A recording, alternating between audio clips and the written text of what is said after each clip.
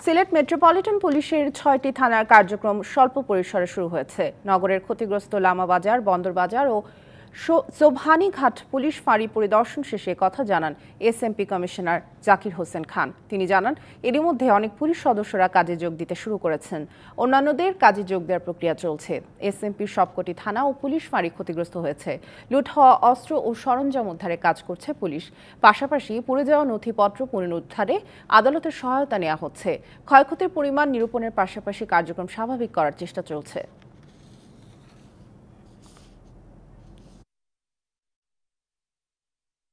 ওই এলাকায় সবাইকে আমরা বলে দিয়ে আসছি যে যারা অস্ত্র লুণ্ঠন করেছে তারা অস্ত্র যাতে দ্রুত জমা দেয়, পুলিশের কাছে দেখ, সেনাবাহিনীর দেখ। এবং আমাদের 6টা থানায় আমরা কার্যক্রম গত 3 দিন আগেই শুরু করেছি। বাট ফোর্স অফিসারের সংখ্যা আমাদের আগের তুলনায় কিছুটা কম আছে, তারা আস্তে আস্তে আসছে।